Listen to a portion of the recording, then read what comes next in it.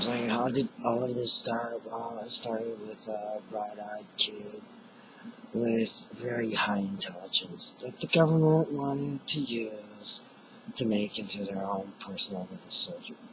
Well, of course I'm not the only one. I mean, this was done all over the world. But is that the way it started? The whole story started? Not really, because that's part of the story. That's just the part where I come in. But before me, there's the baby black market. And the baby black market goes back 80... It goes back thousands of years, but it really started because there was no more the prohibition. And, I mean, they had to make money somehow. So a lot of these criminal organizations, or whatever you want to call them, gangsters, whatever, they went into the baby black market. And, you know, this became a very lucrative thing for doctors, especially really, you know, sometimes not the most successful doctors. That's what they did. They would kidnap kids, babies, away from their mothers. And at first, it started with the twins and the triplets, and, you know, or sometimes they would pass off somebody else's dead child as belonging to the parent that already had other kids, while this parent had no kids. They did a lot of these things. They said they did it out of pity. But for the most part, what they did is they stole babies and sold them. Made a lot of money selling babies. So they were doing this to, you know, my grandparents, my dad's side. They were doing it to my great-grandparents on my mother's side.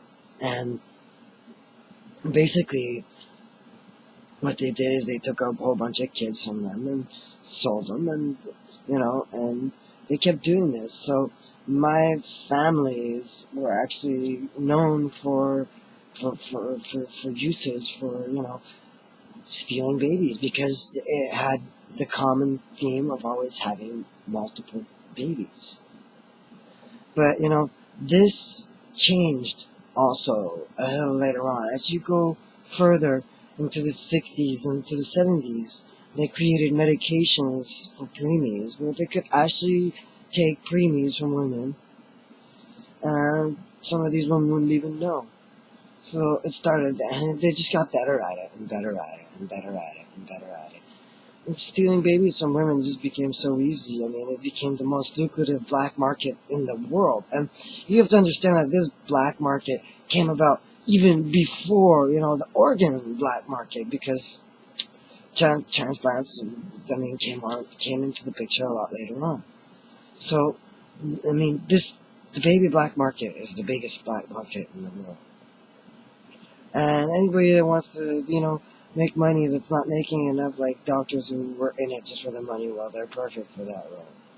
They would just steal babies. But there's not only that. I mean, with all the medications and, you know, easy access to information, well, it just became easier for a lot of these people in the black market also to just steal babies from people. Because people who cannot have kids usually can. And if there was any doctor that could have, you know, given them kids, that was me.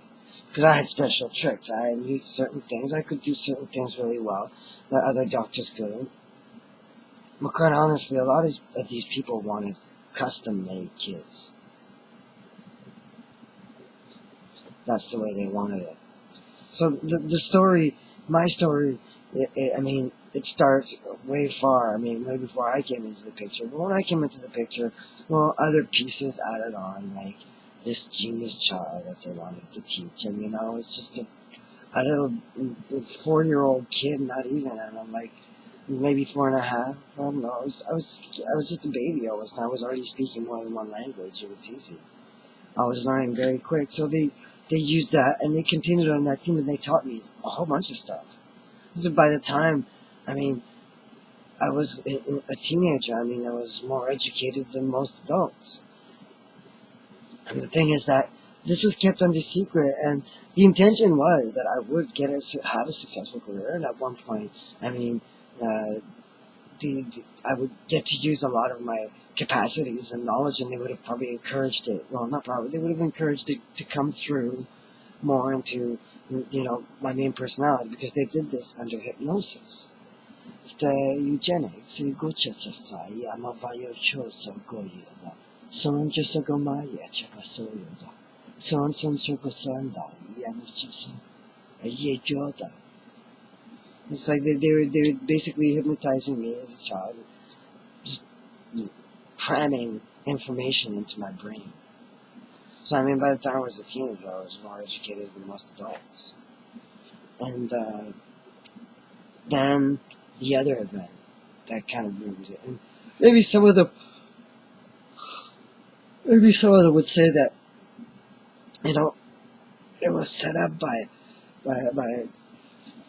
Joe Seisner, but I don't know. He was just part of that group of people in the government, basically hypnotizing and cramming information into these kids' heads. And that's the intention, is to make them into super soldiers. And at that point, when you do that to kids, you're actually encouraging split personalities to happen. That's one of the things that happens. And if a kid is subjected to a lot of violence, then these split personalities, they come out very quickly. And that's actually what happened to me. Not in my home. I went to a party when I was 17, and I was tortured and humiliated and raped, and I wasn't the only one. There was other girls there that were also, and that's the part where they said, well, it was set up, but it wasn't. It wasn't really set up. It was encouraged. What I know of Joe is that he would encourage promiscuity. I can't even say the word. That he would encourage, sexual tendencies in people. That he would basically encourage sexuality and the expression of sexuality. So that was basically the expression of sexuality. Was basically the thing he did. But the thing that night was basically just teenagers getting out of hand and abusing me and abusing a bunch of other girls. And what happened is I lost it at one point, and my personality split, which it was already split in many ways, but that really split my personality. And all the fighting techniques and everything they taught me just came out at that moment, and I just beat the crap out of these people. Supposedly that's what happened, because I remember seeing the pictures after that they showed me. And if I remember right, also, I would have killed somebody. But this person, it wasn't on purpose. It wasn't an accident. He shouldn't have died. It's because he had some kind of bone disease, and it killed him.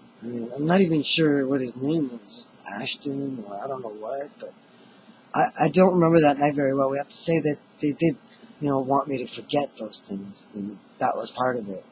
And instead of, telling my parents or telling, the right authorities, or, basically laying charges on me, the government decided to sweep it under the rug and try to keep control over me as much as they could, because basically they didn't want their secret to come out about them hypnotizing kids to teach them stuff. So that's why I speak a bunch of languages. That's why I speak all these foreign languages. And I'm actually educated in all kinds of fields, in architecture and medicine.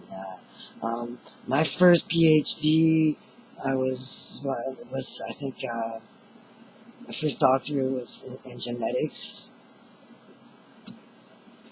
And I think it was 13. Like, these things, what would happen, the government would exploit these things, because they didn't want to tell the public that they were getting these genius kids, hypnotized and teaching them all these things, and these kids were actually inventing the future, basically. But that's not how it turned out for me, because I should have been very successful, and they started exploiting me young because of that. But they were gonna let me have my own success. They were gonna encourage my intellectual abilities and the conscious, which they actually did at certain moments where I excelled greatly, even skipped years in school.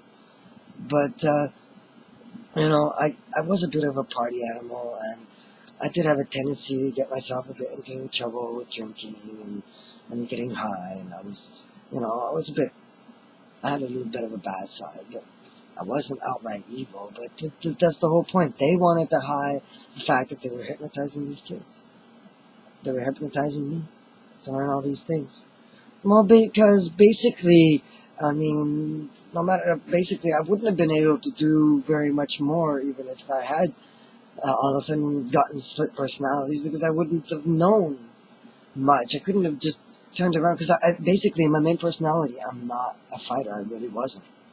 I really wasn't. They were teaching me to be a fighter, but I wasn't. I didn't have interests towards that, and I kind of steered away from fighting. I would rather run, you know. I'd rather scare people away because I didn't want to fight. I didn't want to punch. But, so, I mean, even that night, it's out of character a bit, you know. But it's not really, it's because they were teaching me how to fight. I was already well taught in all kinds of hand combat and defense techniques. So what happened is my personality just split at that moment, because they were drugging me with GHB and they were raping me and abusing those girls. And it was really bad. And I think also I have to say that because I kept fighting back, they also tried to drown me in the kitchen sink. So I mean, I lost it at one point, but I think that it was all in self-defense, and yeah, it was an accident. So I mean, the truth should have come out, but that's not what they wanted to do. No, they wanted to keep it hidden, and maybe in the hopes that maybe I would somehow fall into line, which wasn't the case, because I kept discovering all these things. And even as a kid, I kept discovering them. When I got older, it just became more, obvious to me, especially studying medicine and genetics. I mean, as a kid, and I had huge interest in it, and I started finding these black market babies all over the place, and even some of them having kids together, and then having their kids not be able to have kids. And I started seeing patterns like that, and I just started rebelling pretty much against everything. So I kind of made things worse. But that's just the basic outline of the story, because there's much more to that than this one. I discovered how to cure cancer. So I mean, and they didn't like that one either. There's lots of rich people. They're bad. They're all about money. They just care about money. They care about nothing else. So they'd lose everything if the cure for cancer was out there.